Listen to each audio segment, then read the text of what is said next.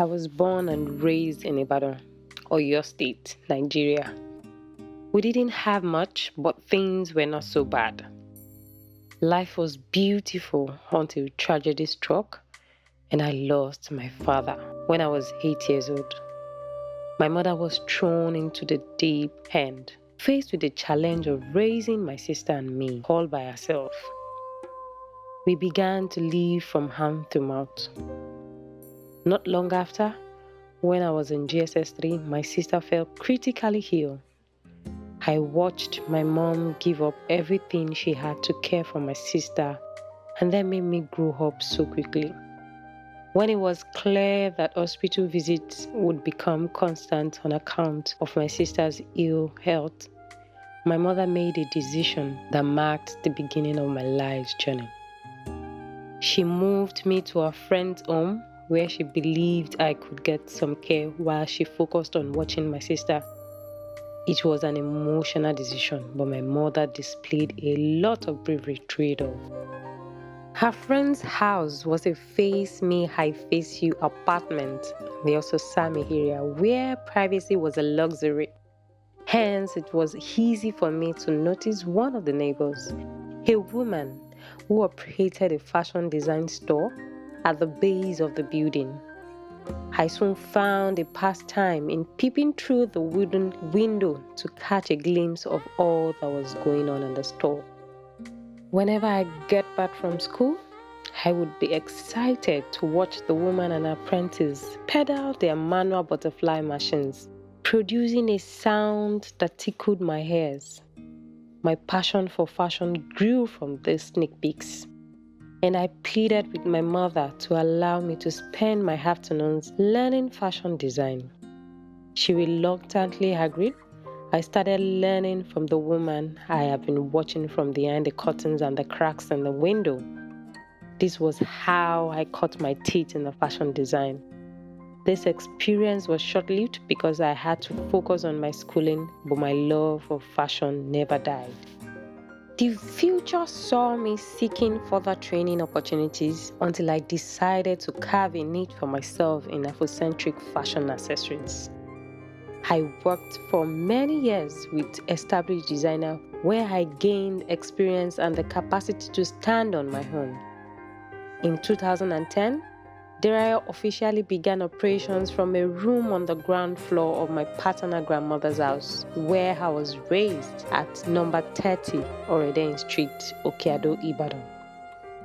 The house sits comfortably on the side of a bridge that covers the popular Ogunpa River.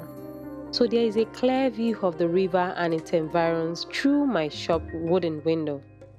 The size of the shop was such that apart from my few pieces of equipment, the space left could only take my tiny frame.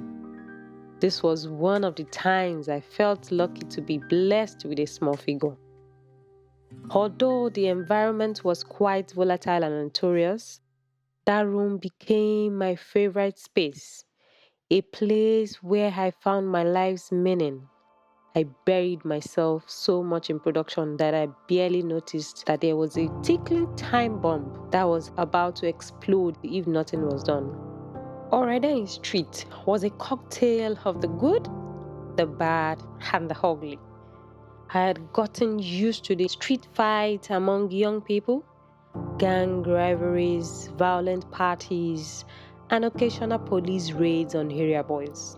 However, I did not understand the depth of that until one fateful afternoon. A fight broke out as usual and no one knew the cause.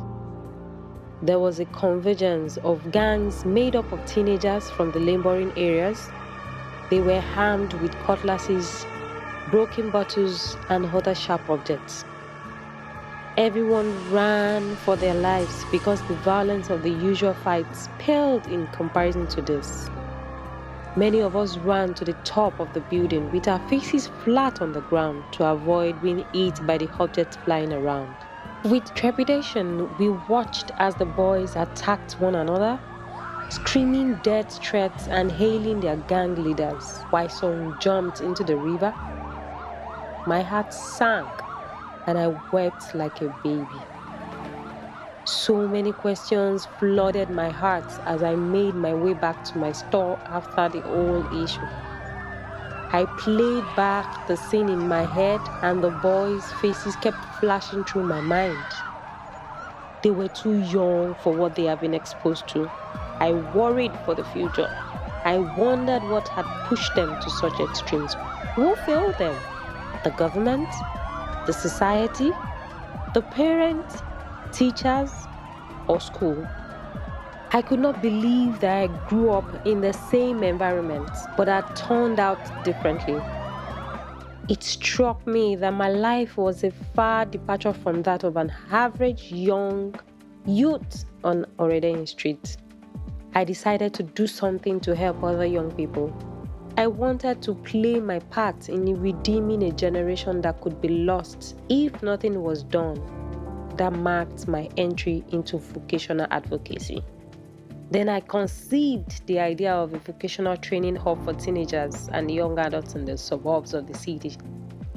I figured that poverty was a major concern, and if those young people were meaningfully engaged, they would be financially independent and not be lured into violent activities that could destroy their future and that of the nation. We pioneered the World Youth Skills Day in 2019, where I teamed up with 35 volunteer entrepreneurs to train secondary school students in various vocational skills such as shoemaking, bag making, textile design, ashoke weaving, photography, bead making, cake and confectionaries. Thereafter, we launched the Transforming 10,000 Teenagers to Young Bosses project. This has gained the support of the Oyo State government and established entrepreneurs in the city.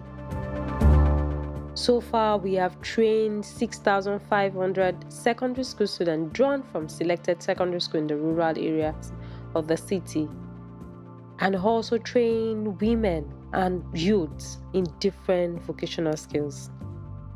The project seeks to address the orientation of young people from the low-income end of society, allowing them to understand that they can be change agents despite their environment or humble background. Hence, we do not stop at training, but we also provide information and inspiration that is aimed at transforming these young people. My dream is for De'rayo Vocational Institute to grow into a full-fledged degree awarding institution. I believe that vocational skills have the potential to address poverty and unemployment in Nigeria, and it should be given the deserving attention.